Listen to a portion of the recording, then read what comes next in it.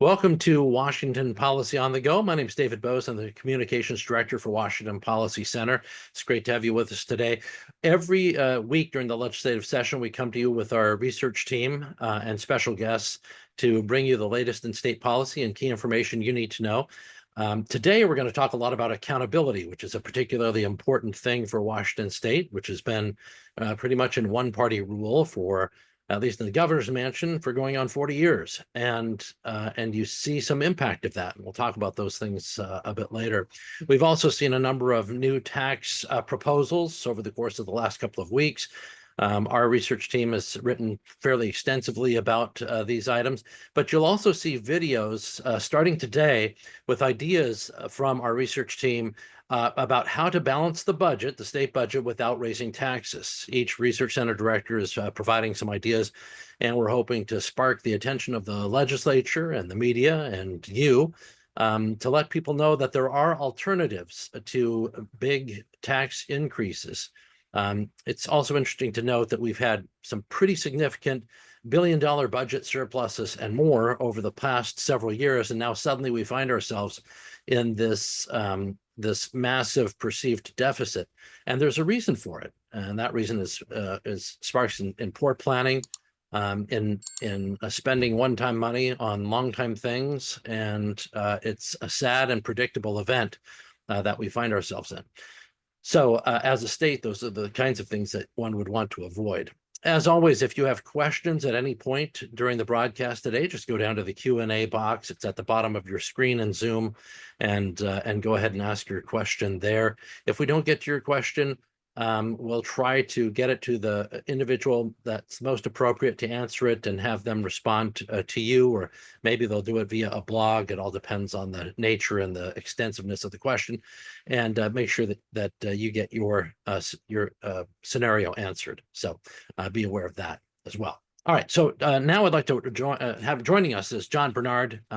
He is an expert on accountability, and he is now a part of the Washington Policy Center team and helping us try to get a sense of how we can do better at holding government accountable in Washington State.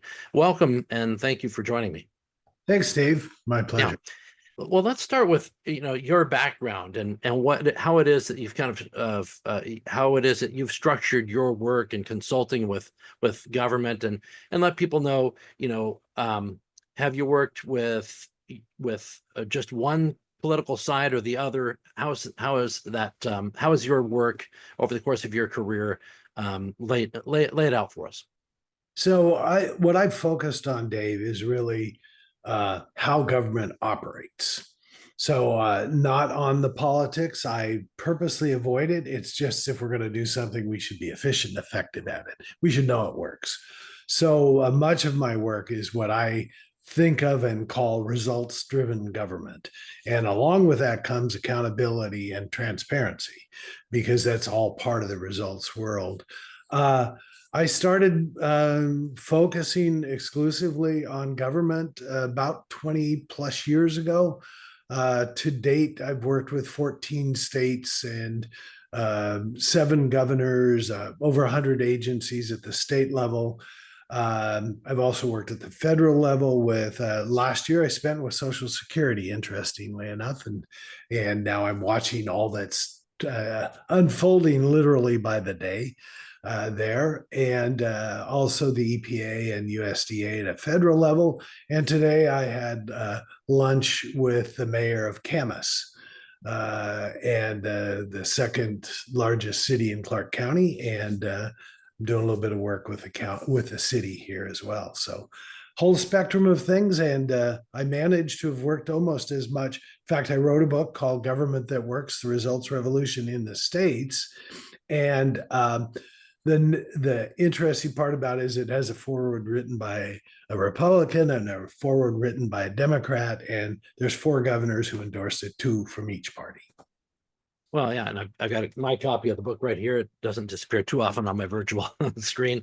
But since you brought up results, I wanted to bring up Results Washington, because I know you had a hand in that.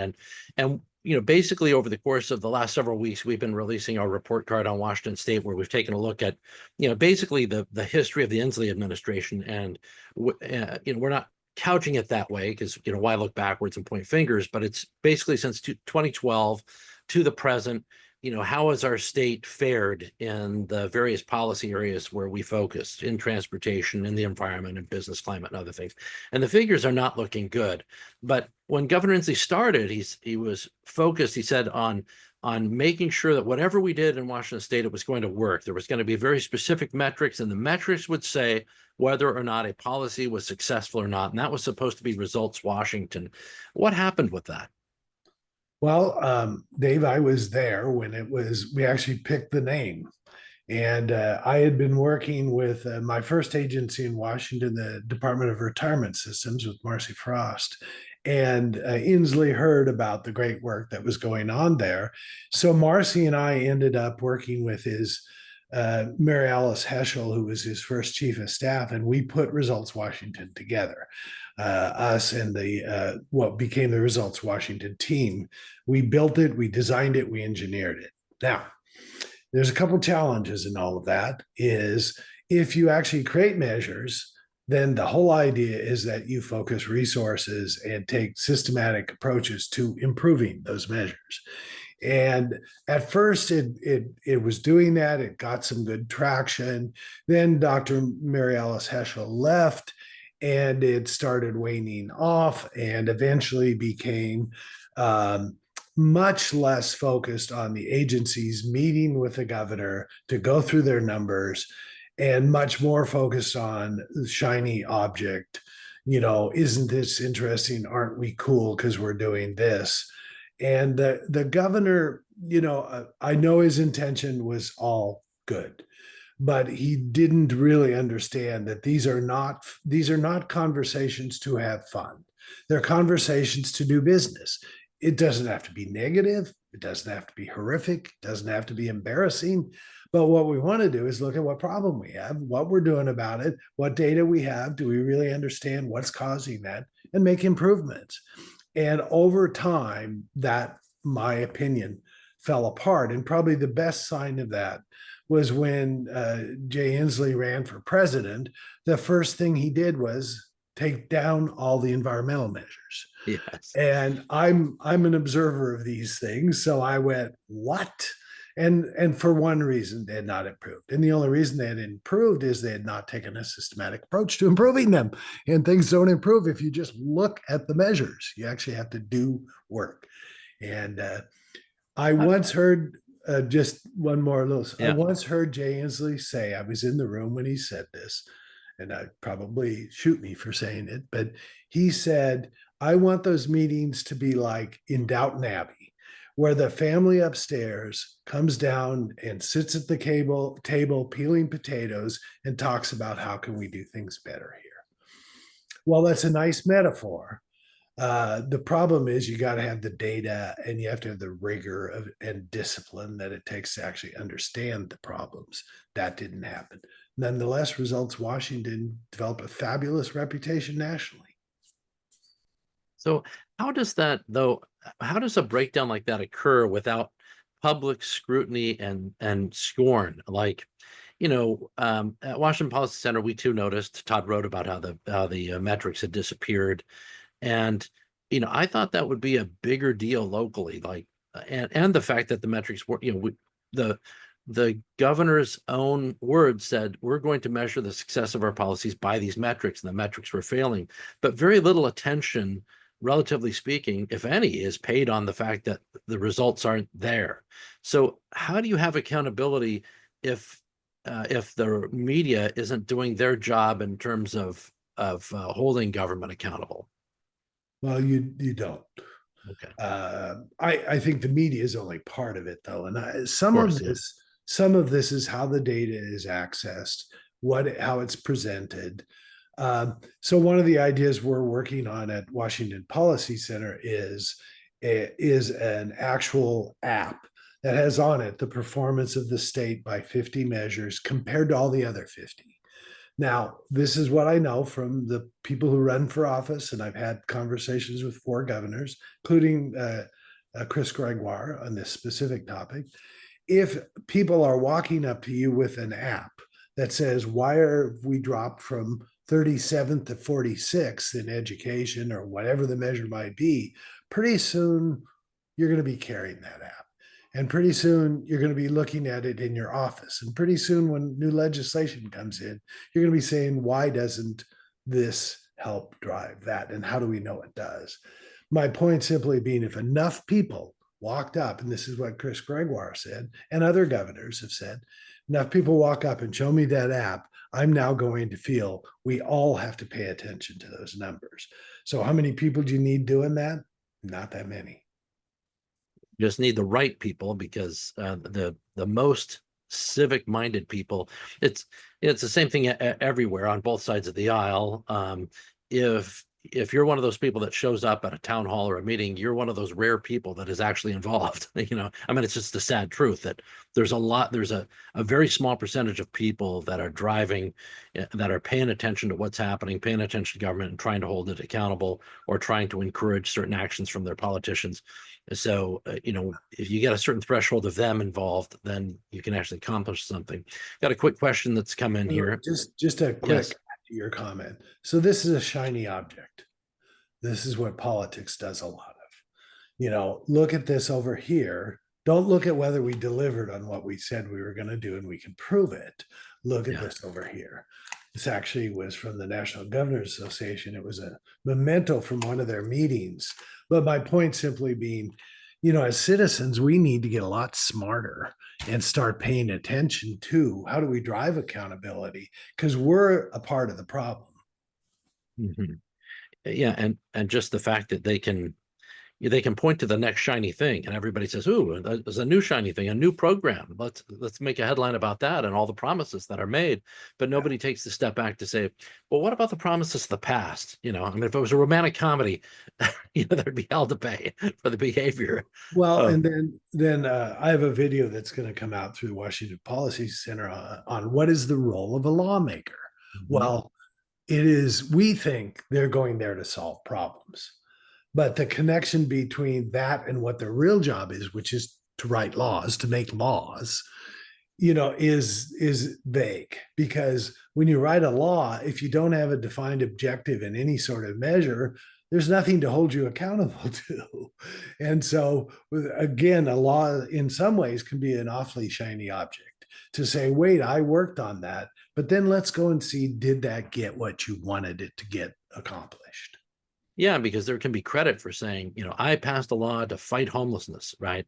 But unless there's any metric that follows up and says that, here's how homelessness was reduced in this area, or what have you, or mental health was treated to reduce homelessness in this area, it doesn't, they just get credit, the political credit and the Yeah, accolades. Yeah. precisely. And we, in the average state in the US, produces 443 new laws every session.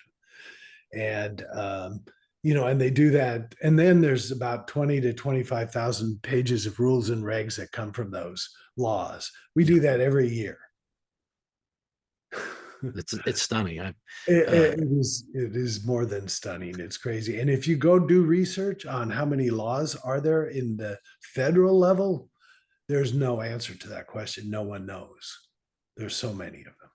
And that's a frightening thought by itself, just because if Yeah. you don't know what the laws are, you don't know what you're breaking. And as government gets so complicated, we can't comprehend it, we're not going to trust it. Yeah. And that's where we are today. Do you feel like in order to have better government, we need sunset provisions on laws so that they would have to revisit the laws that are passed and approve or disapprove them in some way? I think that's a sound idea and it should be plugged in. I think every law that's passed should have a measure. I also think laws that pile laws onto not affiliated topics onto laws just to ride them through are really add to the doubt we have that people are not trying to con us, or there's some sort of scam or something illegal going on. I know it's the way we do it, but it just makes us doubt. Now, I don't want to abuse your confidence in your former clients and stuff, but since you've worked with multiple governors, this isn't just a question about Jay Inslee, but in all the governors that you worked with, I'm sure there was more than one that had a set of metrics, and then they had some backsliding and went away from the metrics that they had set out for themselves. So, how does how does a politician justify that, to you? And have you ever had one say, I got to get back on track? What do I do to get back on track? So how do they justify it? Well, a lot of it is the kind of infamous, but I don't have control over that. Well, yeah, we don't have control over a lot of things in our society that are important, but it doesn't mean we shouldn't measure them and do what we can. And governors, as you know, Dave, can actually have impact on a whole lot of things they don't have control over. And so, one might say, well, I can't really impact childhood hunger or poverty or, pick or crime or whatever it is. That's just simply not true. You can influence it. And what you should think about is what are the measures that matter to our people, in the citizens of this state. And then we should be working and paying attention to all of those, whether or not we're doing good or bad. And one can say, well, I don't want to measure something that, I'm going to get called on. If I can't impact it, then, toughen up your gut and learn to say stuff like, just because we're not doing well doesn't mean we don't need to understand what the problem is. So we have to measure it. So we're honest with ourselves and we see our problems. And at times we're going to choose not to work on certain problems because we have others. It reminds me, in Washington State, you'll hear a governor say, I want to be an education governor. And yet we have a separate elected official in charge of, the Office of Superintendent of Public Instruction in charge of education. So how much leeway does the governor have? They don't seem shy about announcing it, if there's no metrics involved, at least here in this state. How does it differ between the executive, when you've worked with executive branches versus, say, legislative branches? We have a question here in the chat. How do we get Olympia to take accountability for their overspending? And that just made me think of, how you might approach things differently with executives who are taking authority versus a legislator who has to be part of a coalition. Yeah, I think whatever measures you establish should span the spectrum of the state, and so that would include the legislature and how effective are the laws that they're putting into place. I had a great pleasure one time of presenting before the Joint Ways and Means Committee of the state of Washington about lean and process improvement. And I said to them, here's what you're going to do. When people make improvements and reduce costs, you're going to take the money away from them to punish them, right? And they all laughed. And I said, that kills commitment to improvement if you take the money away from people who improve. So the legislature needs to be in partnership with the executive branch and make sure that what we're doing, if there's a problem and we need to change laws to help solve that problem, then we need to make a direct connection between the two and target whatever law is being written at the specific nature of the problem that we're trying to address. Among all the places that you've worked, the different, 14 states, I think you mentioned, and various agencies, which success story do you point to the most, where you say, this was a huge turnaround and here's why? Well, the governor that I think did the best overall job with this was Doug Ducey in Arizona. And I got a call one day. I was out to lunch with my business partner, and I got a call one day, and the guy says, "Hi, this is Doug Ducey. I don't know how I got your book, but I just got off a flight. I read it, and I want to do this." And so he's he's a tough guy. I mean, when working with him, he challenged me, he pushed me, and he did that with everyone. But I will tell you, he made people actually follow through. We did 9 executive sessions for 3 hours every Friday, 9 in a row, mandatory attendance, the entire cabinet, the entire policy staff, and we laid out the governor's plan. We took his goals, which we proposed to him and he edited. We took his outcome measures, which we proposed and he edited, and all that sort of stuff. And we wrote a plan and then set up the discipline to review regularly with each of the goal areas. We had the departments work together on goals. By the way, and this is so true, Dave, when we did that work, the people at the end said half of the value of this was I got to actually meet the guy who runs the department that I depend upon. And we got to be friends and know each other and work together. They had never even met each other, which is not unusual. Yeah. How do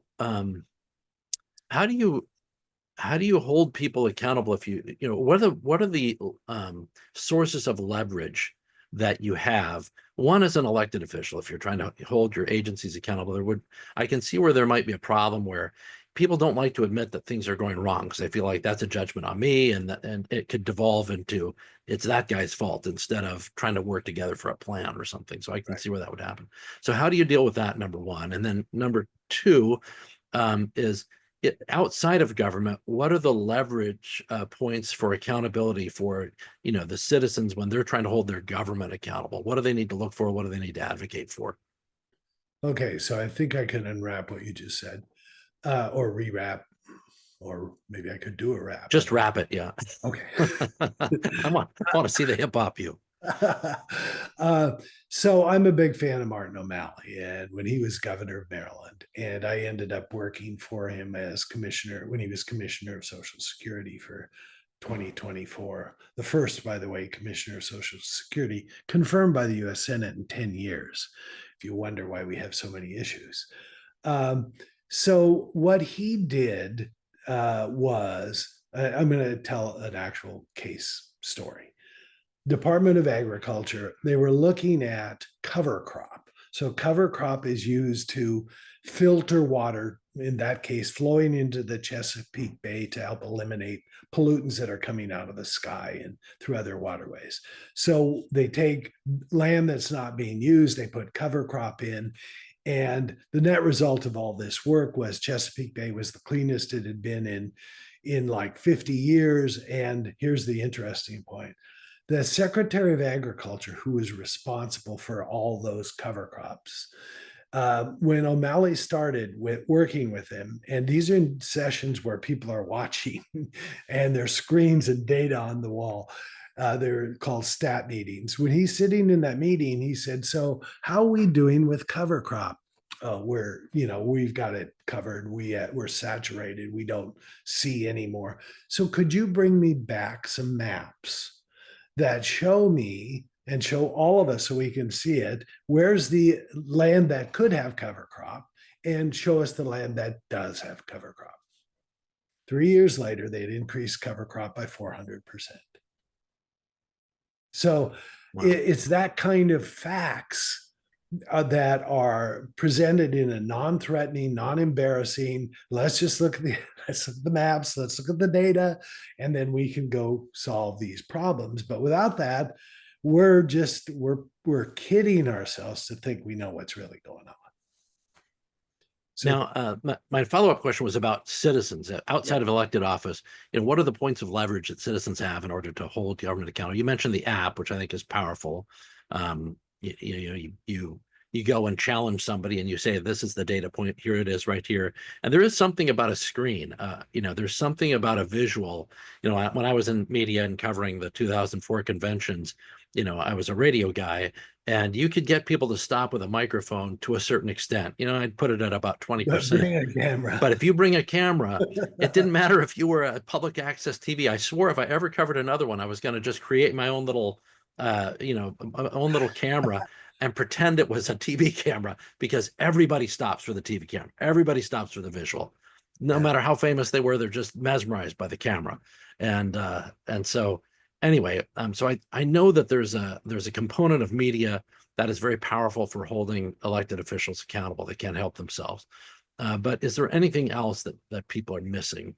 So I think one of the things that is missing, and I'm not sure if this is directly helpful for toward your an answer toward your question, but we elect people based upon a handful of beliefs, like I support or don't support abortion.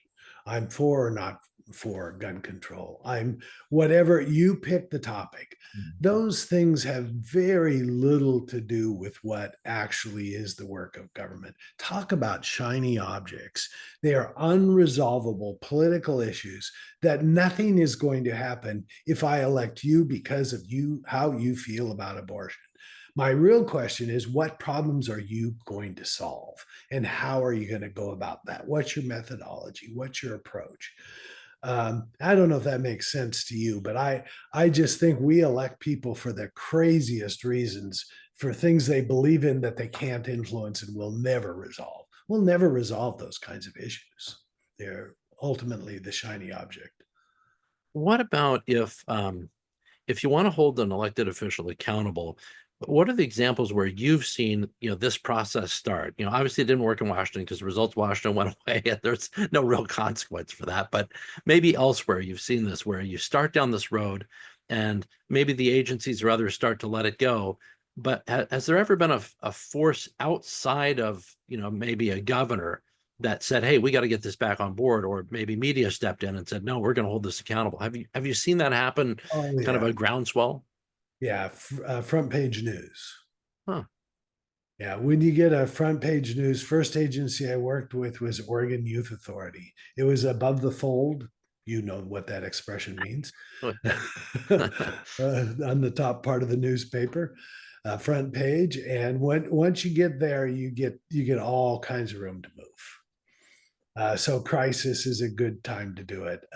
The other really though, the one that really works and is sustainable is really solid leaders, people who get it, like Marcy Frost did at DRS.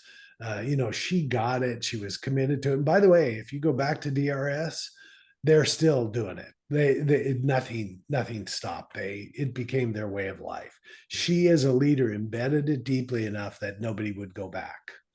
And that's really important, is you have leaders who get systems thinking, who get discipline, who like it and want to create that kind of environment, and they go off and become, the head of CalPERS, the sixth largest retirement system in the country, after running.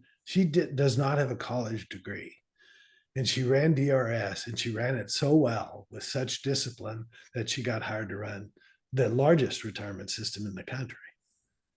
It's funny how, when I was very young, the college degree was the key. And now when I hear that person didn't have a college degree, I think, well, no wonder they can run something. So, We're not encumbered by useless knowledge. exactly. They're not encumbered by useless Well, knowledge and tens of yeah, thousands of dollars of debt that they didn't need at a certain point. I've had people who actually work for me who said, well, you don't have the degrees in organization development and stuff to do what you do. And I'd hire them. They'd lose the client in 6 months, because they had all the theory, but I would have them for 6 years. And it was like, I understand. I ran a supercomputer manufacturing plant. I was the chief operating officer of an insurance company. I've run real things. And so I know how hard it is and what it takes to actually get them to deliver what you want. Yeah, and at a certain point, life experience is going to be more powerful than any piece of paper that you might have. Absolutely, absolutely. You know, And can you relate? yeah, Can yeah. you communicate? And one of the things I pay attention to, I have a degree in mass communications / journalism. And what I've learned is you have to be able to say things in ways that make sense. And I recently used the example with Social Security that chainsaws cut trees down and they die. The metaphor of using a chainsaw to transform government agencies is really a bad metaphor. We don't want to cut trees down and have them die. We want to actually nurture something positive, not kill what is there, because that does not make it better. You want to talk about pruning rather than Yeah. chainsawing. Yeah. Yeah. Because you can, good metaphor. Thank you. Yeah. You can just expand the health of that and shape it and make it into something that's solid. Well, without pruning, the fruit tree is not going to yield as much. I mean, it's going to be a stifled tree. So, yeah, Added to my metaphor. Thank you. there we go. What about this question? This is going to be a partisan question, and it's a question of, you mentioned you've worked with both parties, but I know there's got to be some people thinking, well, I know for sure one party's going to be better than the other when it comes to results and when it comes to a commitment to this. Um, in your experience, is there a party that is more likely to accept metrics for accountability, or to follow through with accountability? Or have you noticed any difference? Is it individual based? Well, logically, one would think it would be ours, but I have seen as many D's do it based upon the individual's kind of bias and way of thinking. You have to be so imagine this, Dave. You just got elected governor. You're now running a very complex entity. It has as many as 50 distinct domains. And you have to be able to understand what are the levers across all of those. And you can be, one type of governor is I only deal with the hot stuff that's flying at me, reactive, purely reactive. Or you can be the governor that sets up measures and does all this discipline. Or you can be sort of the one topic, education or environment or whatever. The reality is, if you don't do the middle one, government will never get stronger, will never get better, and it'll consume resources that it doesn't need to consume, doing things that don't work, rather than to get those dollars freed to do the things we need to do as a society. I wrote a paper called Level 3 Government: From Reaction Driven to Results Driven to Social Good Driven. You cannot be a social good driven government until you learn how to run the business, because then you free up the resources. And in that scheme of thinking, what we know for sure is this: when people fail to thrive in society, we get to pay for that for decades into their adulthood, with incarceration, with Medicaid, with all kinds of social programs, because they failed when they were a child. They didn't have the right home. The reality is, we can actually prevent and detect early on in people's lives. We'd be far better off to spend our money there so people can have a good life and we don't have to pay when it's 10 times more expensive. So I'm a real believer, and we have to start thinking about what are the levers that we have to address. Multi-generational poverty, multi-generational incarceration. There are programs that we can intervene and have a material impact much earlier in people's lives, so we don't end up having to pay for 25-30% of our population who's dependent upon the government. Oh yeah, you can see that. I took a tour of the Tacoma Rescue Mission some years back, and I think the fellow that was giving me the tour was heading up this program, and he was pointing to what about 85% of the men there. They didn't have, they basically abandoned as children. Part of the foster system, abused, and you start thinking about how do you intervene earlier. You think about teens that in the foster system that are less likely to get adopted, less likely to have any kind of support network or safety network of really close relationships they can rely on for advice, mentorship, Yeah. a place to go and crash on the couch when they fall down as they're getting on their feet. And you can see where this disaster just kind of Yeah. snowballs from there. Well, the rates of addiction, the rates of crime, the rate, I have this data. I actually know what it is somewhere. I just have to dig it up. But all of those things increase dramatically. So I think there's one primary lever, and it's this: you have to be able to get early in a child's life somebody who can be a parent of some sort, whether it's a part-time or whatever, but someone, and there's data that proves this too. If you can get to that kid in the second or third grade and get somebody to be there for them and support them, there's a program started in Oregon, it's now national, called Friends of the Children. They do exactly that. They target kids second grade. They identify the ones that are going to go off. They put a mentor with that kid until he graduates from high school, a professional paid mentor. And they obviously have a caseload of kids they help. They outgraduate the norm Wow. from high school. In fact, they graduate like 95%, when I don't know what it is in Washington anymore, 69%, maybe 70%. And we all know that data, that 30% is where, they're gonna make a lot less money and struggle a lot more. And you're going to have huge social services expenses, associated with not only them, but their children, because it Yeah. follows through with the habits. Yep. So Absolutely. one final question for you.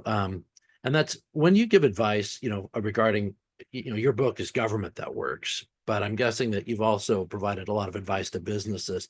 How does your advice to businesses when it comes to accountability differ from government when it comes to accountability? Um, so everybody always says that government and business are different things. And yes, indeed, what they do is different. The work is different. But people doing complex work that involves multiple processes, those concepts and tools and methods are universal, whether you're in business or in government.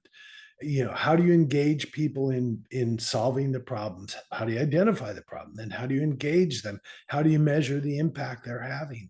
These are all fundamental management things that ring true. I worked with Nike's uh, um, CFO and put in a system of management which would be identical in its form and shape in DRS or the Colorado Department of Human Services, or Oregon's prison system or whatever. It's the same basic logic. It's basic management.